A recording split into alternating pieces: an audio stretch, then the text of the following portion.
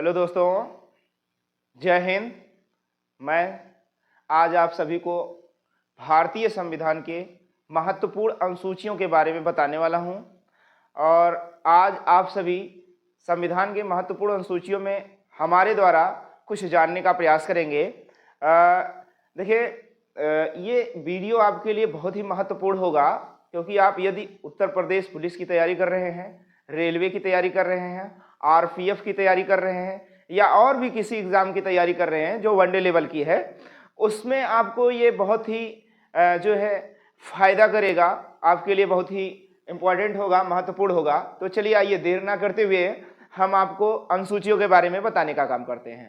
तो भारतीय संविधान में वर्तमान में कुल अनुसूचियों की संख्या 12 है और संविधान के निर्माण के समय कुल अनुसूचियों की संख्या 8 थी। यानी अगर देखें अनुसूचियों की संख्या संविधान के निर्माण के समय कुल 8 अनुसूचियां थी भारतीय संविधान में और वर्तमान में कुल 12 अनुसूचियां हो गई हैं। बात समझ में आ रही है हमारी? भारतीय संविधान, फिर से मैं एक बार बता रहा हूं आपको, भारतीय संविधान में कुल अनुसूचियों की संख्या इस समय यानी वर्तमान में 12 है और संविधान के निर्माण के समय यानी जब संविधान बनकर तैयार हुआ था, संविधान जब लागू हुआ था, उस समय भारतीय संविधान में अनुसूचियों की संख्या केवल और केवल 8 थी। यानी मूल संविधान में अनुसूचियों की संख्या 8 जोड़ी गई थी। वर्तमान में कुल 12 अनुसूचियां हैं। तो चलिए आइए हम देखते हैं पहली अनुसूची क्या है। पहली अनुसूची है संघ एवं उसका राज्य क्षेत्र। पहली अनुसूची आपकी है संघ एवं उसका राज्य क्षेत्र। अब अनुसूचियों में पहली अनुसूची आपने तो देख लिया, संघ एवं उसका राज्य क्षेत्र। दूसरी अनुसूची के बारे में बात करेंगे तो दूसरी अनुसूची आपका है वेतन और भत्ता।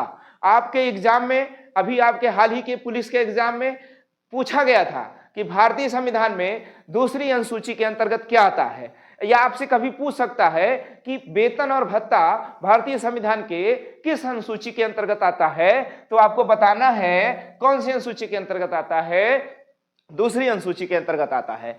चलिए तीसरी अनुसूची के बारे में बात करेंगे कि तीसरी अनुसूची के अंतर्गत क्या आता है। तो तीसरी अनुसूची के अंतर्गत शपथ आता है। मित्रों देखो, थोड़ा सा यहां पर हम आपको ट्रिक भी बताना चाहेंगे।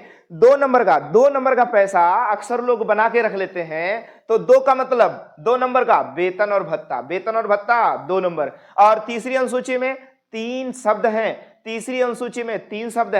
तो इसलिए शपथ। देखिए तीसरी अनुसूची के तहत जो उपराष्ट्रपति या मंत्रिपरिषद या आदि सभी लोगों के शपथ का वर्णन तीसरी अनुसूची के अंतर्गत आता है। चौथी अनुसूची के अंतर्गत अगर हम बात करें तो राज्यसभा का प्रतिनिधित्व आता है। चौथी अनुसूची के अंतर्गत राज्यसभा का प्रतिनिधित्व आता है। और 5वीं अनुसूची के अंतर्गत अगर हम बात करेंगे तो एससी एवं एसटी के प्रशासन एवं नियंत्रण का उल्लेख किया गया है। और 6वीं अनुसूची में बात करेंगे एम टीएम असम, मेघालय, त्रिपुरा और मिजोरम के जनजातीय क्षेत्रों के प्रशासन का उल्लेख है। उसके बारे में उपबंध है किस अनुसूची के अंतर्गत, तो 6वीं अनुसूची के अंतर्गत। अगर हम बात करें 7वीं अनुसूची, तो 7वीं अनुसूची में शक्तियों का बंटवारा, जैसे अगर हम बात करें संघ सूची, राज्य सूची या समवर्ती सूची, शक्तियों का बंटवारा 3 प्रकार से किया गया। जैसे मित्रों अगर देखा जाए एक परिवार में काफी लोग होते हैं, कौन कौन किसका क्या काम है। कुछ लोगों का, जैसे वर्तमान स्थिति को देखा जाए, जैसे अपना भारत पुरुष प्रधान देश है, कहते भैया पुरुषों को कमाना है ना। ऐसा नहीं, पुरुष आजकल के समय में महिलाएं भी अच्छा काम कर रही हैं, हर एक पोस्टों पर है। तो वही जैसे शक्तियों का बंटवारा, अलग अलग लोगों के शक्तियों का बंटवारा है। तो शक्तियां कितने प्रकार से बांटी गई हैं? 3 प्रकार से। भारतीय संविधान में शक्तियों का उल्लेख 3 प्रकार से किया गया है। एक संघ सूची, दूसरा राज्य सूची, तीसरा समवर्ती सूची। संघ सूची का मतलब ऐसे कार्य क्षेत्र जिसमें केवल संघ उसमें अपने नियम और कानून बनाएगा।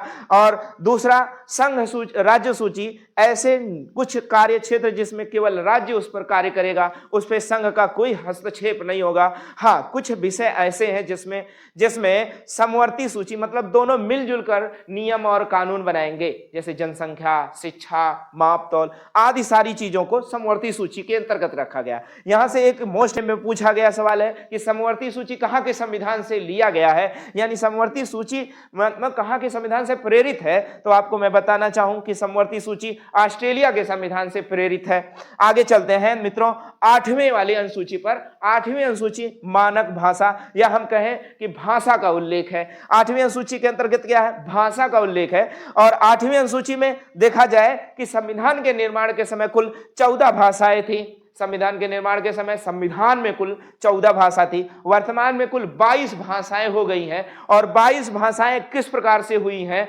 देखते हैं मित्रों। 21वां संविधान संशोधन के तहत आपको दिखाई दे रहा होगा, 21वां संविधान संशोधन 1976 के तहत 15वीं भाषा जोड़ी गई सिंधी के रूप में। अगर बात करें 71वां संविधान संशोधन के तहत 71वां संविधान संशोधन 1992 के तहत 3 भाषाएं जोड़ी गई, और 3 भाषाओं का एक ट्रिक आपके सामने रखा गया, नमक। चलो आप फिर से एक बार समझते हैं। 71वां संविधान संशोधन 1992 में 3 भाषाएं जोड़ी गई थी, और वो 3 भाषाएं कौन सी रही, नमक, ना से नेपाली, मा से मणिपुरी, का से कोंकणी, 3 भाषाएं जोड़ी गई थी। अब आप अगली बात करें, आगे की बात करें तो 92वां संविधान संशोधन 2003 के तहत 4 भाषाएं जोड़ी गई। 92वां संविधान संशोधन 2003 के तहत 4 भाषा जोड़ी गई, और वो 4 भाषाएं कौन कौन सी रही, बोडो, डोगरी, मैथिली, संथाली। बोडो, डोगरी, मैथिली, थिली और संथाली, 4 भाषाएं जोड़ी गई थी। कौन से संविधान संशोधन, 92वां संविधान। इसका थोड़ा सा एक ट्रिक भी आपको मैं बता दूं, 21वां संविधान संशोधन, 71वां संविधान संशोधन और 92वां संविधान संशोधन, ऐसे आप याद करेंगे। यदि आपको नहीं याद हो पा रहा है तो याद करने का आसान सा तरीका है, 21वां 1976, 21 के बाद 71वां आ जाएंगे 1992, और 92 से 92वां संविधान संशोधन 2003 याद करेंगे। मित्रों, मैंने आपको केवल 8 अनुसूचियों के बारे में वर्णन किया है।